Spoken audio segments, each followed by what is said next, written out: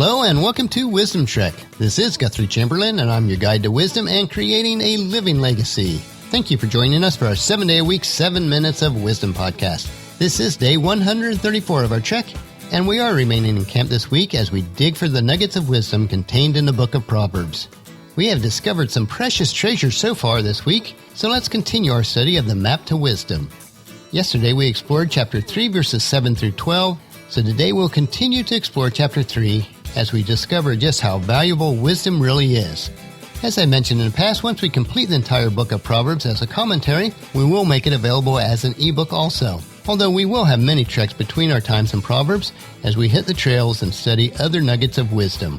And if you have any of your own observations, comments, or questions as we explore these nuggets of wisdom, please share them on the comments section of the Daily Journal page at wisdom-trek.com. We are recording our podcast from our studios at Home 2 in Charlotte, North Carolina. Looking back at this past week, it's been an interesting and exciting opportunity for growth. The 3 podcasts in which I was a guest on went very well, and we are making progress in providing value to others that are creating and publishing podcasts in their own areas of expertise. And as I ponder the wisdom and insights that we are gleaned by sitting around a campfire, as we've been doing this week, we realize that some of this wisdom is astounding. As we look at these verses today, we will see a tremendous value in obtaining wisdom, and how wisdom is the very foundation of all creation. As I mentioned in previous day, chapter 3 is titled Trusting in the Lord, but our focus today is the value of wisdom. So we're going to start with verses 13 through 18. Joyful is the person who finds wisdom, the one who gains understanding. For wisdom is more profitable than silver, and her wages are better than gold. Wisdom is more precious than rubies. Nothing you desire can compare with her. She offers a long life in her right hand and riches and honor in her left. She will guide you down the delightful paths. All her ways are satisfying. Wisdom is a tree of life to those who embrace her. Happy are those who hold her tightly. And we saw in Proverbs chapter 1 verses 20 through 33 that Solomon described wisdom as a woman. This happens again here in Proverbs 3. There is a difference, though. In Proverbs chapter 1, wisdom was angry with evil people. They had refused her advice. But here in Proverbs 3, we read about people who love wisdom. Wisdom brings good things to us: long life, wealth, and honor. And while we walk with wisdom, our life will be pleasant and beautiful. As we just read in verses 14 and 15, we see that wisdom is compared to valuable objects. She is worth more than precious stones. Her value is more than silver or gold. Now you can put money in a bank, and the bank will pay you a little bit of interest on that, very little these days. However, the bank is not as good as wisdom. If you give your life to wisdom, she will pay you more than any bank could ever do. No bank can give you a longer life, but wisdom can give you a long life. No bank can ever promise you a place in heaven, but wisdom can promise this. And no bank can make you right with God, but wisdom can do this. The happiness that wisdom brings is not just an emotion, it is actually pure joy. This is the same happiness or joy that Jesus described in Matthew chapter 5, verses 1 through 12, which is referred to as the Beatitudes. So I thought I would share those 12 verses with us today. One day he saw the crowds gathering. Jesus went up to the mountainside and sat down. His disciples gathered around him, and he began to teach them.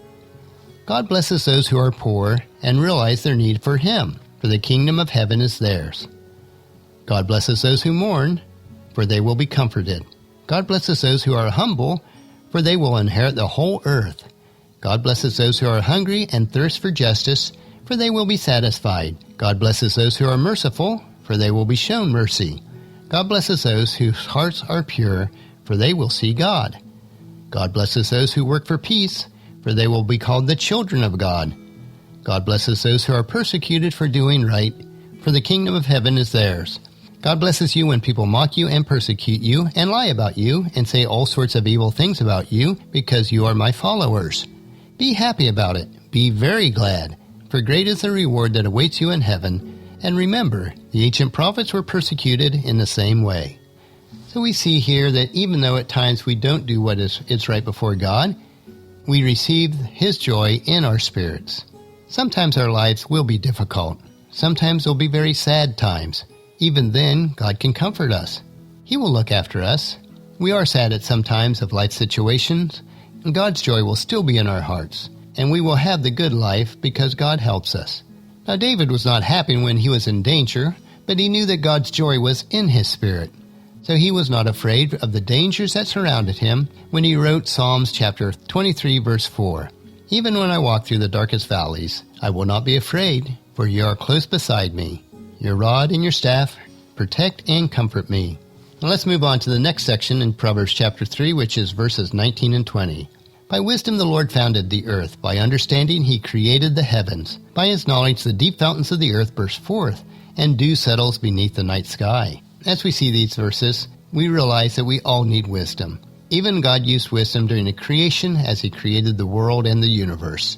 And there's a similar passage in John chapter 1, verses 1 through 3, which goes like this. In the beginning the Word already existed. The Word was with God, and the Word was God. He existed in the beginning with God. God created everything through him, and nothing was created except through him. Now John goes on later to explain that this word means Jesus. Jesus was always with God because Jesus is God.